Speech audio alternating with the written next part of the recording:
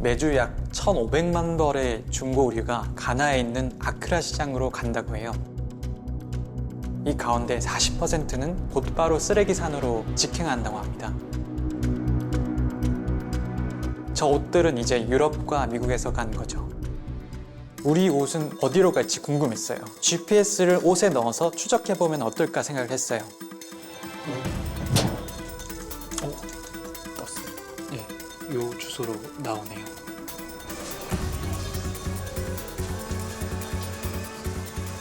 신호 잡혔어요. 소리 들리죠? 아, 여기도 다 오시네요. 진짜 압도적인 느낌이 들었습니다. 이게 우리가 버린 거구나.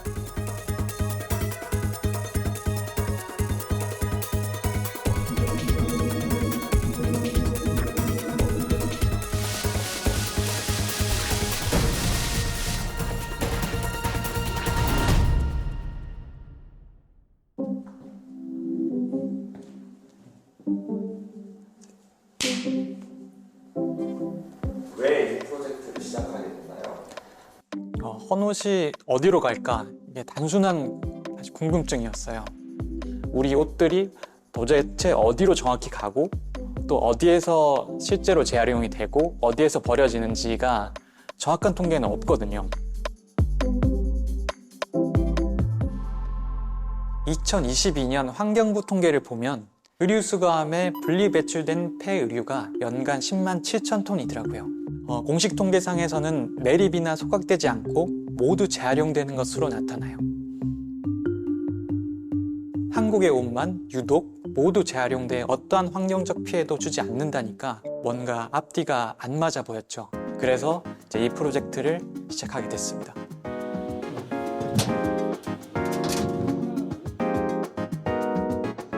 추적기를 옷에 심어서 그 옷을 다시 이제 헌옷 수거함에 버리는 거죠.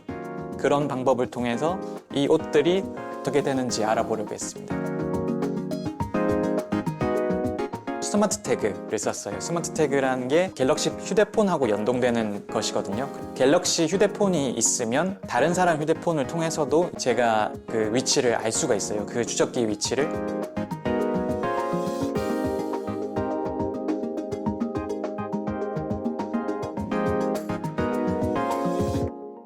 환경에 관심이 있을 것 같은 분들한테 메일을 다 보냈어요. 몇 분이 응답을 주셔가지고 하게 됐습니다. 쓰레기 아저씨로 유명한 배우 김석훈 씨, 배우 박진희 씨 등 중고옷을 보내주셨어요. 어디로 갈 거라고 예상을 해보시다면? 지금 하나나 두 개 정도는 네. 국내에서 소비가 될 가능성이 있지 않겠느냐. 조심스럽게. 궁금해요. 이게 과연 제대로 사용이 될지. 한 개 정도는 뭐가 있지 않을까라는 약간의 기대도 좀 하지만 실망할 것 같은 느낌이 듭니다. 이 옷이 김석훈 배우님께서 제공해주신 중고 의류이고요. 이 옷이 박진희 배우님께서 주신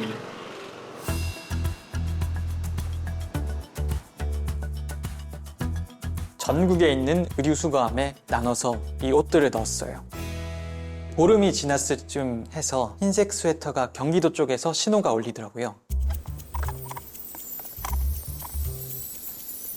떴습니다. 경기도 광주시로 뜨고 있거든요. 흰색 스웨터를 서울 구로구에 있는 헌옷 수거함에 넣었는데요. 한 2주 정도 지나서 수거가 되더니 현재는 경기도 광주시로 이동을 했습니다.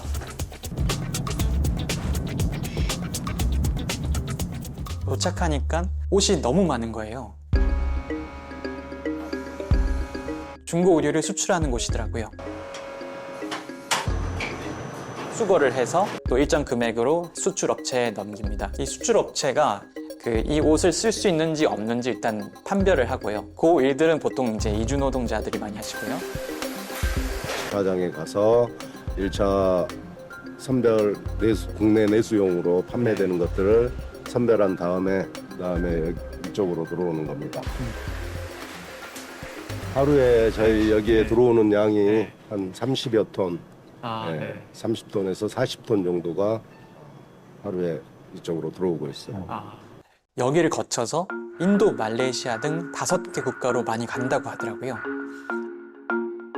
옷이 여기 어디엔가는 있을 텐데 종착지가 어딘지 궁금하더라고요.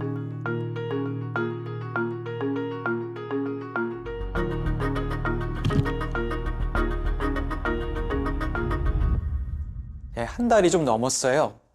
첫 신호를 보내온 데가 있었더라고요. 신발 2켤레가 태국으로 갔더라고요.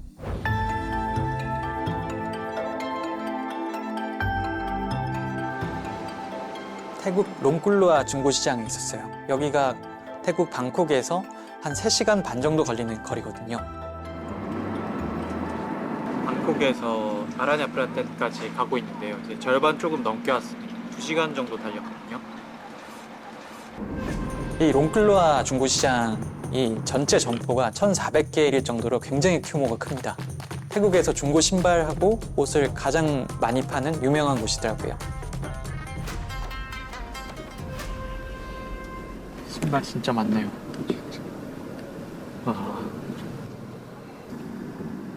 여기서 우회전입니다. 여기서? 저쪽에서 우회전. 저기 네. 이 근처인 것 같은데.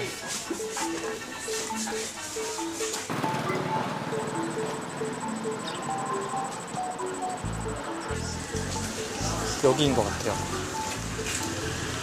여기 신발들이 많이 쌓여 있습니다. 여기가 보니까 이제 중고 신발 판매 가게더라고요. 보통 이 소리에 울릴 수 있는 게 뜨거든요. 가까이 가면. 근데 여기서는 안 뜨고 있어요.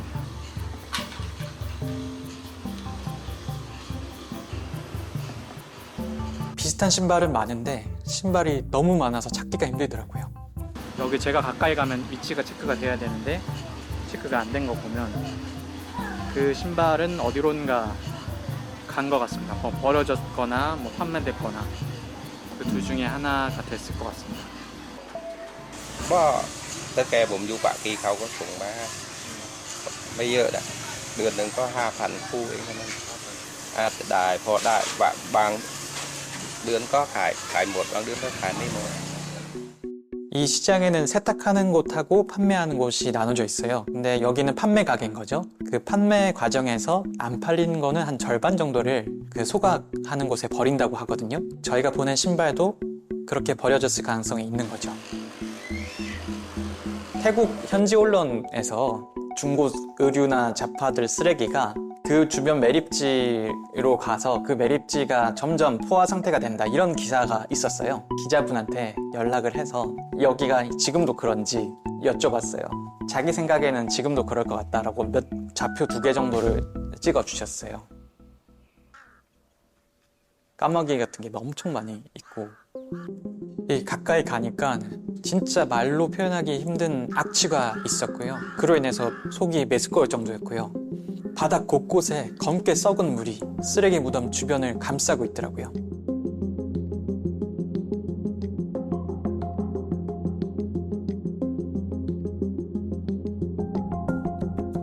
이런 게 다 옷입니다. 보시면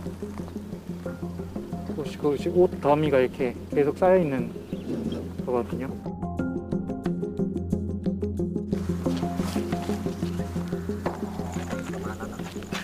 이게 뭐 한국 거네요. 그렇죠? 신발은 자루로 버려져 있기도 하고 의류도 많이 쌓여 있더라고요. 그리고 그런 걸 태운 흔적들도 있었어요. 하루에 사실 20톤, 30톤씩 들어온다고 하니까 그게 뭐 제대로 처리가 안 되면 얼마나 많은 규모겠어요. 그리고 그중에 의류랑 옷도 이제 현장직위 분께서 확인한 것만 1톤 정도 된다고 합니다. 진짜 압도적인 느낌이 들었습니다. 이게 우리가 버린 거구나. 해질녘쯤이었어요. 그래서 이제 못 찾고 돌아가나 보다, 이런 마음이 들었거든요. 근데 딱 소리가 희미하게 딱 들리더라고요. 소리 기능은 한 100m, 150m 안쪽으로 들어가야 소리 기능을 켤 수가 있거든요. 소리를 희미하게 듣고 그곳을 찾아가는 거죠.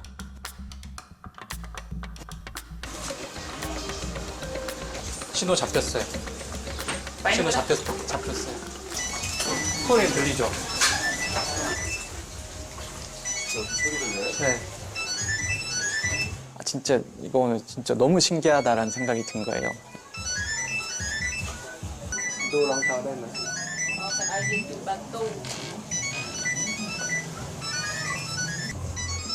아, 따로 빼놓으셨네. 이게 신발을 딱 들고 주실 줄 알았는데 그게 아니고 이제 그냥 추적기만 이렇게 주시더라고요. 이거 어떻게 된 거지라는 생각이 솔직히 들어서 អាហ្នឹងក៏មិនឆាយយូរដូចថាគុំភូមិដល់តែលោកភូមិเอามาบังคับอันนู้น 그 이거를 넣은 신발은 그 검은색 여성 단화거든요. 아마 이제 세탁 과정에서 이게 빠졌거나 아니면 이렇게 옮겨오는 과정에서 뭐 내려놓거나 하면서 이게 빠졌거나 그랬던 것 같습니다.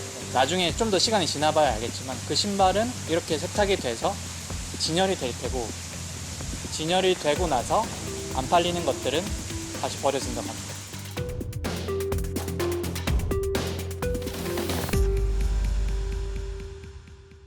근데 저희가 보낸 옷 중에 인도로 많이 갔더라고요. 스웨터 위주로 옷이 많이 갔는데 이유가 있더라고요. 그 수출 과정을 거쳐가지고 파니팟이라는 도시에 2개가 도착을 했거든요.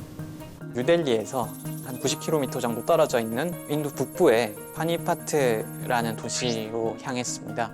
이 파니파트가 중고 옷의 수도라는 별명이 있거든요.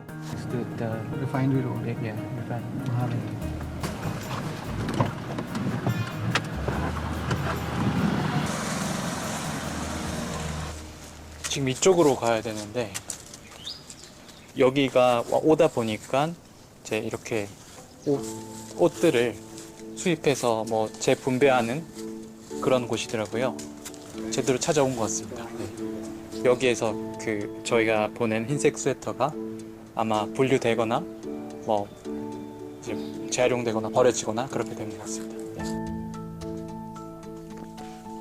추적기를 따라서 여기까지 왔는데요. 여기가 마침 한국 옷을 취급하는 의류를 분류하는 이제 분류소 역할을 한다고 합니다. 저희가 사실 보낸 옷이 이런 색깔이 있는 의류가 아니고 그 흰색 스웨터이거든요.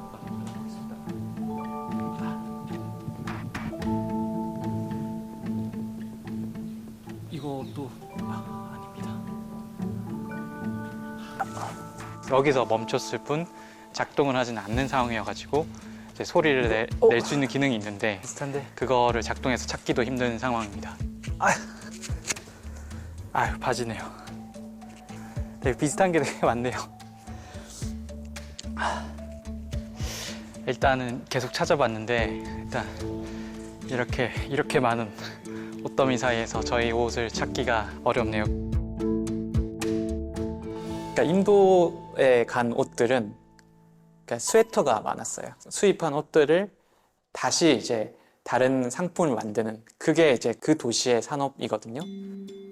소매상한테 판매되고 남은 옷들은 재활용 공장으로 가요. 재활용 공장에서는 혼옷식 원자재 형태로 돌아가는 과정이 시작되고요. 옷들이 이제 실로 이렇게 되나 보네. 이제 보통 업사이클링이 있고 이제 다운사이클링이 있는데 다운사이클링은 완전히 재조합해서 더 좋거나 비슷한 걸로 만드는 게 아니라 그나마 좀 더 오래 쓸 수 있게 하는 그런 형태를 이야기하거든요.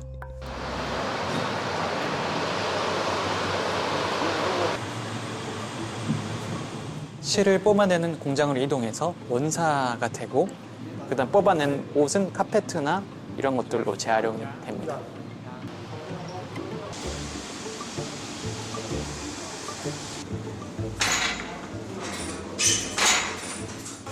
그 실로 뽑아내는 작업을 일단 먼저 하고요. 이제 그게 실로 뽑아내는 작업이 뭐 기계로 하기도 하고 사람이 하기도 하고 이제 그 실의 굵기에 따라 다르거든요. 그 뽑아낸 실을 가지고 이제 이어 붙여 가지고 다시 이렇게 커튼을 만들고 있습니다. 근데 이게 만드는 과정에서 문제더라고요. 옷들을 이제 엄청 잘게 쪼개요. 옷을 이제 하얗게 만드는 공장으로 보내거든요. 왜냐하면 이제 옷이 이렇게 색깔이 있으면 재활용할 때 그 색깔로밖에 재활용을 못 하잖아요.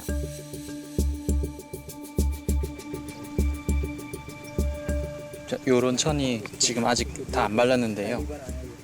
한국에서 온 헌옷으로 그 화학약품으로 이제 표백 처리를 해가지고 지금 말리고 있는 천이거든요. 그 세제를 물에 풀어가지고 그 물에 이제 옷을 담궈서 표백을 하는 거죠. 그럼 이제 독성 물질이니까 폐수가 생기거든요. 폐수 처리를 할 때 완전 잿빛. 딱 보기에도 이제 그 표백한 그 물을 버리는 방면을 발견한 거예요. 저기도 지금 물 버리고 있거든요. 이제 저 섬유 공장에서 나온 오염수로 추정이 되는데요. 여기 아직 물이 안 마른 채로 있는데요. 이 장소로 이제 차를 뒤로 대가지고 버리게 된 거고요. 화학물질을 쓰는 공장, 섬유 공장에서 그거를 처리 비용을 들여서 처리를 해야 되는데 그 돈을 쓰지 않기 위해서 여기에 버리게 되는 거죠. 물의 냄새가 되게 안 좋고 물이 위에 부유물질 같은 게 떠다니고 그렇긴 하더라고요. 되게 충격적인 장면이었어요. 폐수 방류 지역, 그러니까 공장 밀집 지역하고 그 하천으로 이렇게 이어진 첫 번째 마을이 심나구즈란 마을이라는 곳이에요. 그 폐수를 버리지 않을 때는 원래 하천물에서 막 목욕도 하고 그걸로 빨래도 하고 식수로도 쓰고 그런 곳이었어요. 물이 이렇게 흘러들면서 마을 자체가 망가져 버린 거죠.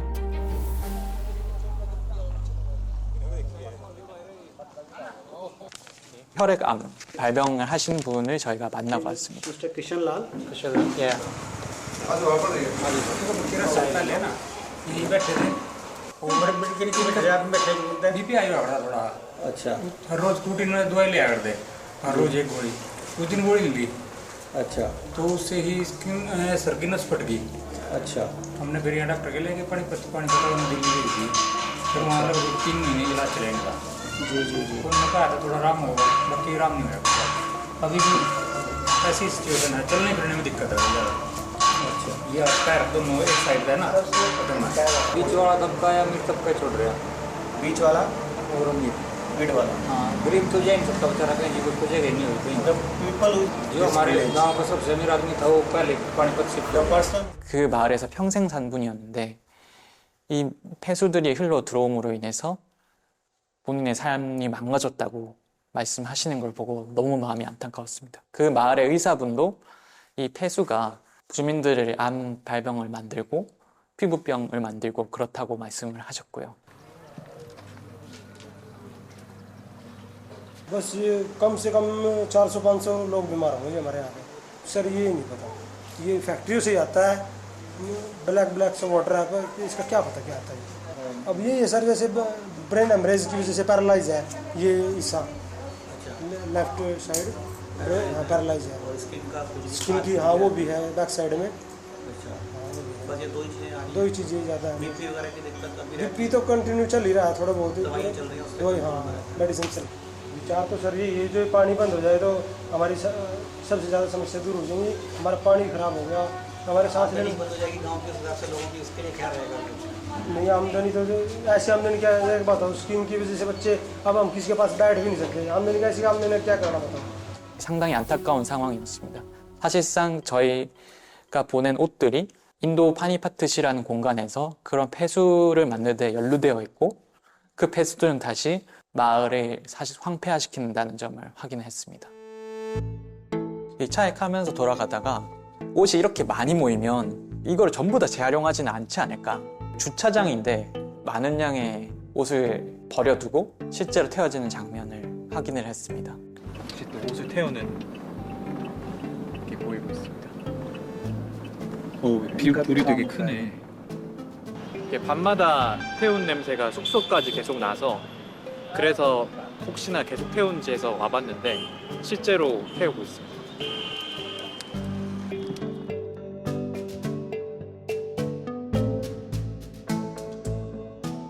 그냥 주차장인데 이렇게 매립 되고 있고 당연히 합법적인 방법은 아니었습니다. 누군가 와서 밤에 그냥 태우고 있고 그거에 대한 단속이 잘 이루어지지 않고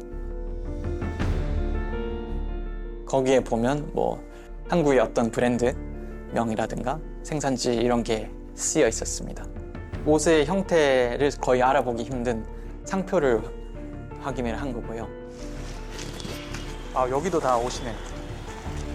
여기 다 옷이 소들이 이제 버려진 옷들이 탄 그런 부분들을 먹고 있습니다.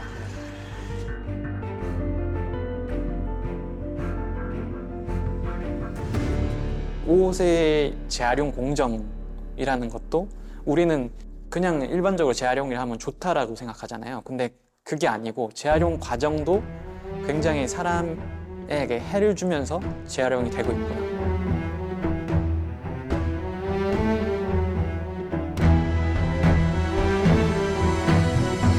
저희가 총 보낸 옷의 개수가 150여 벌이더라고요. 해외에서 좌표가 잡히는 게 이제 한 30벌 정도 됩니다. 이제 수출업체에 존재하고 있거나 이거는 이제 거기에서 어떻게 분류될지 모르는 거죠. 아직은 한 60% 이 정도가 확인할 수 있는 것 중에는 이제 수출이 됐다고 그런 상태가 됐었습니다. 네.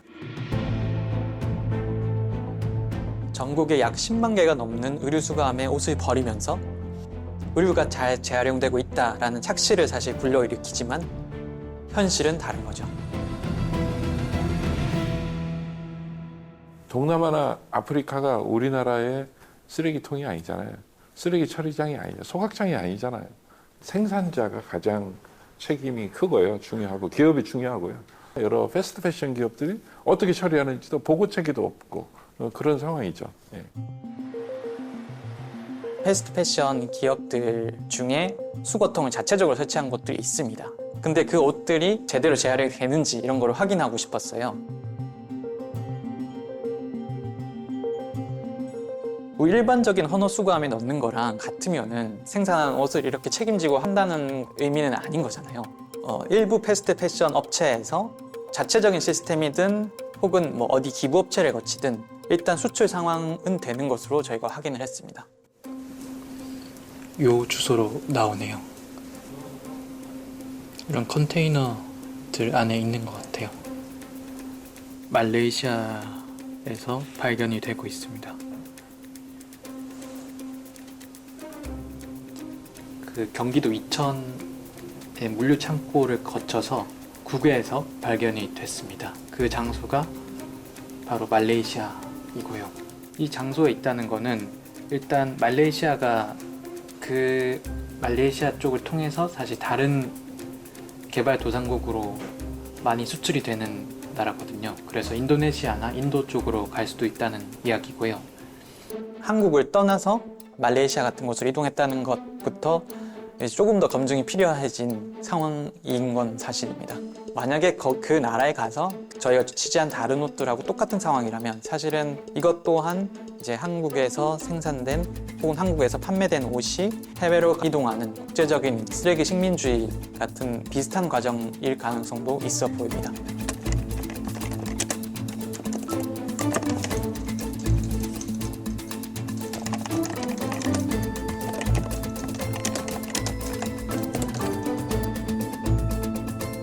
이 취재가 상당히 쉽지 않았습니다. 우여곡절이 많았고요. 그럼에도 제가 이거를 끝까지 가져가야겠다라는 생각을 한 건요. 이제는 모든 국민들이 우리나라가 선진국이라고 생각하잖아요. 의류 수출 4위, 5위 정도 하는 국가이고 중고 의류 수출을 그 옷들이 많이 버려진다. 그리고 버려지는 곳이 개발도상국이다.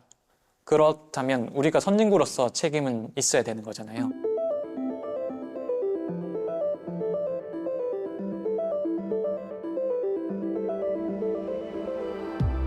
우리가 할 수 있는 일은 의류 기업들이 질 낮고 대량 생산하는 그런 옷을 생산을 많이 하지 않도록 많이 촉구를 하고 의류 기업을 좀 그런 형태로 압박하는 방법이 있고요. 이미 이제 있는 옷들은 이제 옷장을 열어서 여러 번 입으시고 재활용해서 입으시고 우리나라가 지금 세계에서 헌옷 수출 몇 위 국가인지 아시나요? 미국, 중국, 영국 다음에 우리나라더라고요.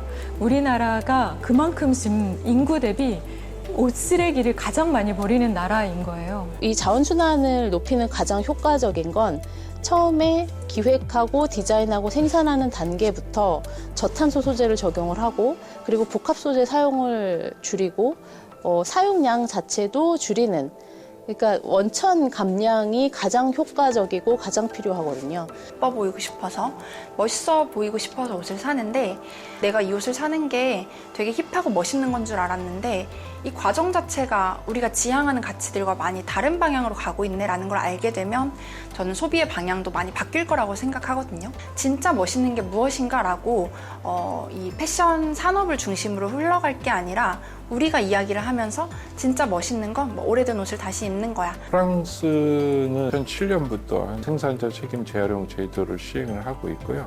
재질별로 뭐 신발부터 시작해서 합성섬유, 천연섬유 이런 것들을 다 재활용할 수 있게끔 분리 배출할 수 있는 마크도 잘 표시가 다 돼 있고 소비자들이 그거를 보고 분리 배출하고 그걸 이제 선별해서 회수하고 수거해서 선별하고 재활용하는 여러 기술들이 굉장히 많이 발달되어 있다고 보시면 됩니다. EPR 제도가 빨리 시행돼서 준비가 돼야 될 것 같고요. 22대 국회에서 계속 이 문제의식을 이어가 주시는 분이 계셔서 이 생산자 책임제도에도 의류를 포함시키는 종류의 이제 폐기물 관련 법령을 또 발의를 하셔서 힘을 좀 받았으면 좋겠다. 그러기 위해서 이제 많은 노력을 해야 되는 상황이죠. 이게 정의의 문제이기도 하다는 거를 분명히 인식하는 거라고 생각하는데요. 그거는 전지구적인 사이클 속에서 일어나는 문제이기 때문에 사실은 그 모든 쓰레기들과 그로 인한 사회적인 혹은 뭐 물리적인